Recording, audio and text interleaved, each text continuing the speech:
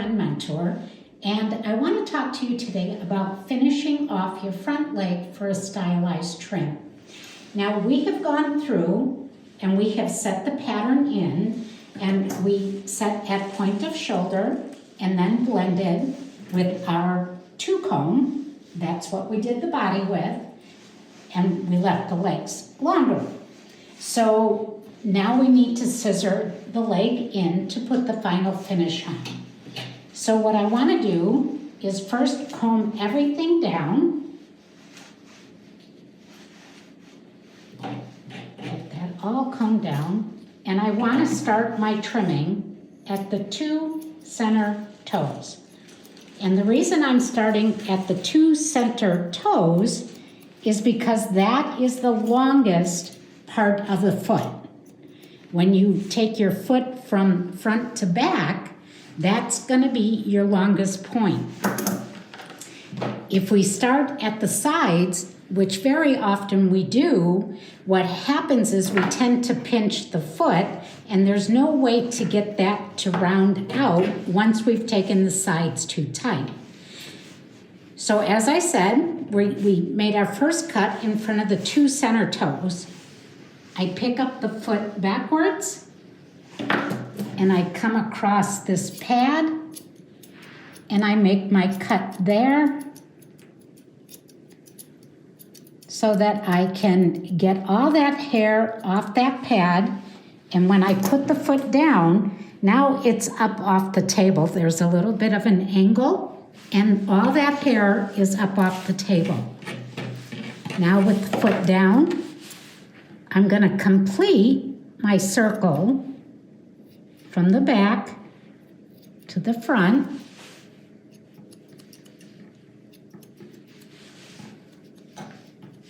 So that I now take the square edge off and then complete my rounding. I want to do the same to the inside of the foot. You see how we have this long edge because it's still squared out here. We're going to round that and take that square edge off. We're going to look at it from the back, and we're just going to complete our blending into the front part of the foot. So once we have done that, then we need to comb the hair up. So very often what I do is I hold on to this little patch of hair that's above the black pad and the pastern pad. So I hold on to that little patch of hair, and it doesn't hurt them, and very often it'll stop them from wiggling. Once I do that, there's this ridge from the top of the toes going up into the leg, and I want to round that from side to side. Now, this has given me my nice parallel line starting up into my leg. Once I have that all scissored in, now I hold from the 2 center toes. I complete my combing, and you see how easy my comb glides through this coat? That's how yours should be going through it. If your coat is prepped correctly, your comb should glide through, and you should be able to fluff up or comb up all that hair. Now I'm scissoring up into the leg because I want to get complete that parallel line from the foot up into the leg.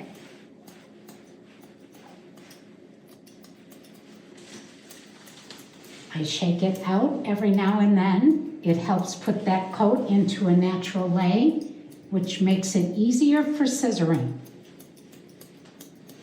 Once I have this all blacked in, like so, and I get that finish, now I'm going to comb up here, and I'm going to complete this blending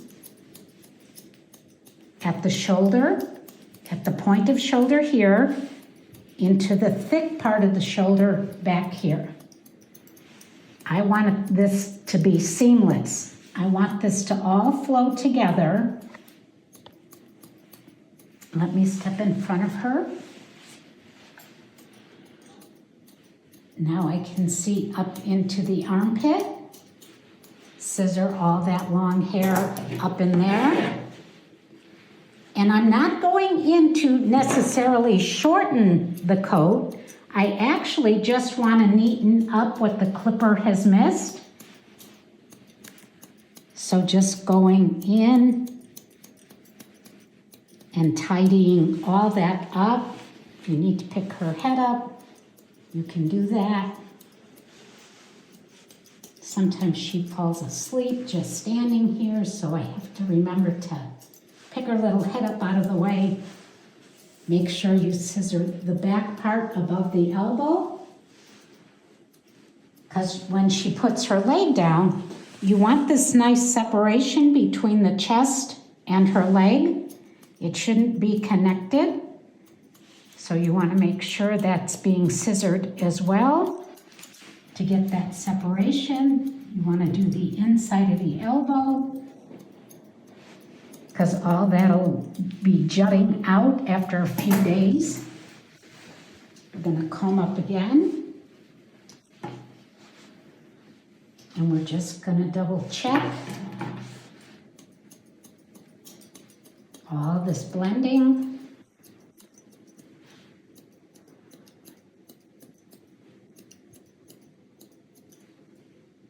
Make sure we have that nice parallel line going on. Anything that's sticking out, we're going to tidy up.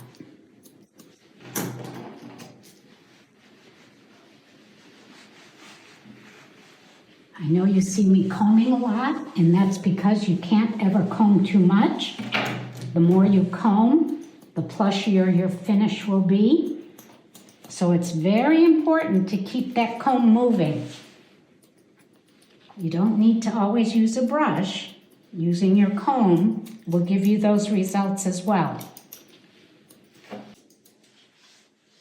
So now, once we've got that all trimmed in, I want to show you how we have this trim put together, and you can see that it's seamless between where the short body is and the fuller legs start. Now, you might be looking at the picture thinking there's not much of a difference, but here we have a comb that's almost 2 inches, and when we put it into the legs, we bury the comb in the length of the legs. So we have just about 2 inches of growth on the legs, but yet our body, we don't lose the comb at all. It's even. So we have quite a bit of leg and body difference as far as length go. Same thing on the back. You have that longer length, but yet everything is seamless, which makes the dog look more balanced. It gives her a longer sight line, because if you don't have that rounded circle breaking off at the front and the back of the dog, it gives you this nice even look. And as this dog grows out and the body tends to look like it grows quicker than the legs, it actually doesn't. It's just because the body is so much bigger. So this is why we do that trim, because then every dog you do is balanced. I hope that